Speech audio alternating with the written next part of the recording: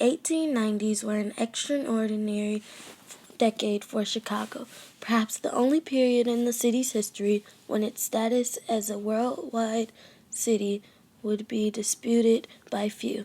The World's Columbian Exposition was held in 1893. Prairie School architects like Frank Lloyd Wright began to acquire a measure of fame. Novels like Sister Carrie were inspired by the city's peculiar mixture of wealth and squalor. Ida B. Wells contributed to make this all happen. Ida B. Wells was born on July 16, 1862, in Holly Springs, Mississippi.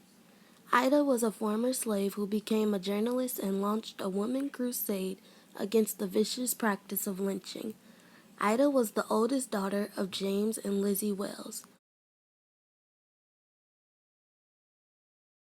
The Wells family, as well as the rest of the slaves, were decreed free by the Union about 6 months after Ida's birthday, thanks to the Emancipation Proclamation.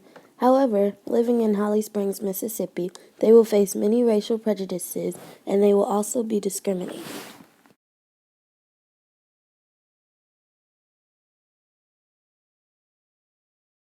Ida's parents were active in the Republican Party during Reconstruction. Her father was involved with the Freeman's Aid Society. He also helped start Shaw University. This is a school for newly freed slaves. It is now called Rust College. It was there where Ida received her early schooling. Out early at the age of 16 when tragedy hit her family. Both of her parents and one of her siblings died to yellow fever. She then had to raise her other siblings. She soon needed a job. She convinced the school that she was 18 and became a teacher. On one train ride from Memphis, Tennessee to Nashville, Tennessee, on May 1884, Ida B. Wells reached a turning point. Since she bought a first-class train ticket to Nashville, she was very, very angry when the train crew ordered her to move to the car for African Americans.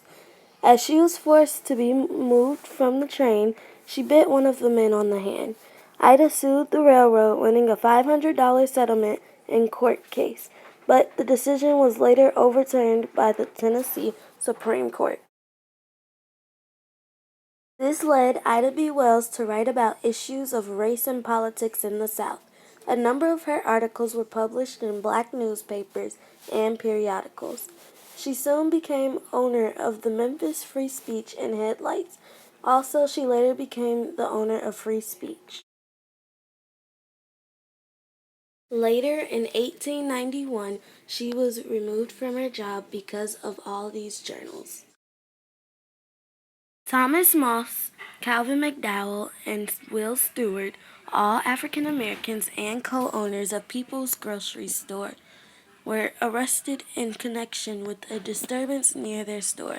Rather than being brought to a trial, they were lynched on March 9, 1892.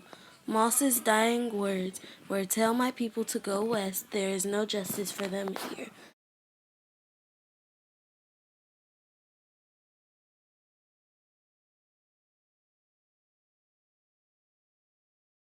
In 1898, Wells brought her anti-lynching campaign to the White House, leading a protest in Washington, D.C., and calling for President William McKinley to make reforms. She married Ferdinand Barnett that same year and was thereafter known as Ida B. Wells Barnett.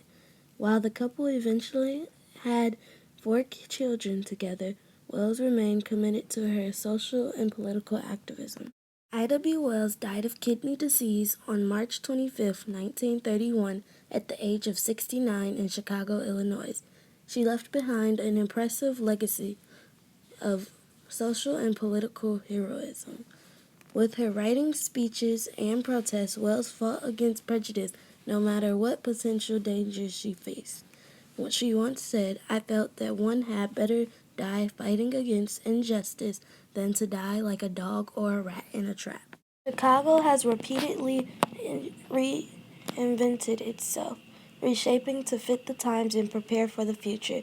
The city that started as a fur trading post with the local Indian tribes and survived the Chicago fire in 1871 thrives today as a major transportation hub, agribusiness capital, and the center of architecture and jazz and blues.